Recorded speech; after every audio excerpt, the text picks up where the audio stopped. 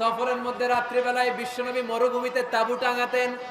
আম্মা জান আয়েশার সাথে বিনোদনমূলক কার্যক্রম করতেন, হাসি ঠাট্টা করতেন, দৌড়াদৌড়ি করতেন, খেলাধুলা করতেন। সুবহানাল্লাহ বলেন। দৌড়াদৌড়ি। বিয়ের শুরুর দিকে আল্লাহ রাসূল সাল্লাল্লাহু আলাইহি ওয়াসাল্লাম বললেন, আয়েশা চলো রাতে আমরা একটু দৌড়াই, ওই যে খেজুর গাছ দেখা যায়, কে কার আগে দৌড়াতে পারে দেখি। দুইজনে দৌড় দিলেন। আল্লাহর হাবিব সাল্লাল্লাহু আলাইহি ওয়াসাল্লাম ইচ্ছা করে আস্তে দৌড় দিলেন, যাতে আম্মা জান আয়েশা রাদিয়াল্লাহু তাআলা আনহা ফার্স্ট হয়ে যায়।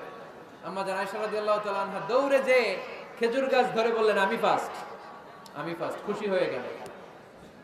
আবার কয়েক বছর পরে আবার যখন লটারিতে আম্মা জান আয়েশার নাম আসলো, আবার এক রাতে দুইজনে দৌড় দিলেন। এবার আর বিশ্বনবী আম্মা জান আয়েশা রাদিয়াল্লাহু তাআলা আনহাকে সুযোগ দেন নাই, নিজে জোরসে দৌড় দিলেন, বললেন চলো আজকে রাতে দেখি কে কার আগে দৌড়ে ওই পিলার ধরতে পারে। বিশ্বনবীও দৌড়, আম্মা জান আয়েশাও দৌড়।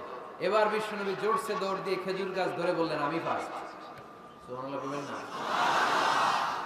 আম্মা জান আয়েশা রাগ করে ফেললেন, আজকে আর জিততে পারে নাই।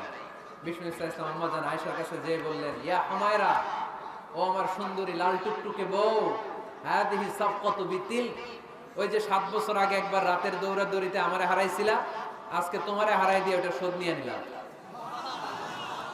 দেখেন কি খুনসুটি, কি ভালোবাসাবাসি, কি ভালোবাসাবাসি ছিল বিষ্ণু ইসলামের আর বিষ্ণু ইসলামের স্ত্রীদের মধ্যে। আম্মা জান আয়েশা রাদিয়াল্লাহু তাআলা আনহা পেয়ালার যেই জায়গায় ঠোঁট লাগিয়ে চুমুক দিয়ে দুধ খেতেন, ঠিক ওই জায়গায় ঠোঁট লাগিয়ে বিষ্ণু ইসলামও দুধ খেতেন। ওটের হাড্ডি চুষে আম্মা জান আয়েশা ফেলে দিলে ওই চোষা হাড্ডিটা নিয়ে বিষ্ণুনবী চুষতে আরম্ভ করতেন। একই বালতি থেকে পানি নিয়ে দুইজন গোসল করতেন। সুবহানাল্লাহ বলবেন না? তাহলে ফ্যামিলিতে পরিবারের সুখ শান্তি আনার 6 নাম্বার টিপস হলো বেড়াতে যাবেন, যেমনটা আল্লাহ রাসূল সাল্লাল্লাহু আলাইহি ওয়াসাল্লাম স্ত্রীদেরকে নিয়ে বেড়াতে যেতেন। রাজি আছেন তো সবাই? কই যাবেন? কক্সবাজার, জাফলং, সিঙ্গাপুর, কই যাবেন? মক্কা, মদিনা।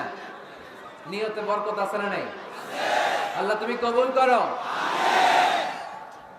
6 নাম্বার ফর্মুলা, গুরুত্বপূর্ণ বিষয়ে সিদ্ধান্ত নিতে পারিবারিক বৈঠক করুন।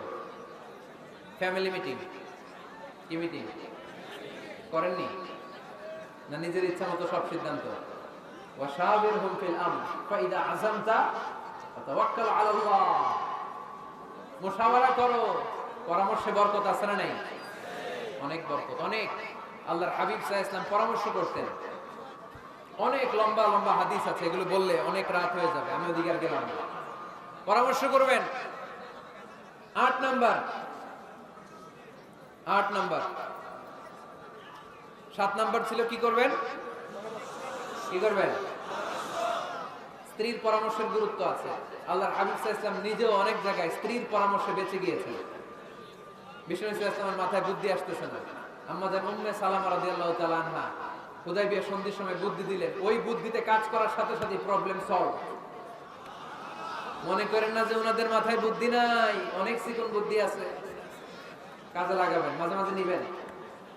ছেলে মেয়েদের সাথে পরামর্শ করবেন যে বাবা আমি তো এটা ভাবতেছি, নতুন একটা জায়গা কিনতে চাই, একটা ফ্ল্যাট কিনবো, তোমাদের কি পরামর্শ, কেমন করলে ভালো হয়? পরামর্শের দরকার আছে না নাই?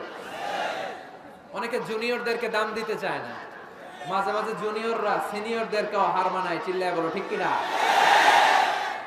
জুনিয়র বেশি আজকে মাহফিলে, হ্যাঁ জুনিয়র খুব বেশি, ওদের পক্ষে কথা গেলেই চিল্লাম বলে।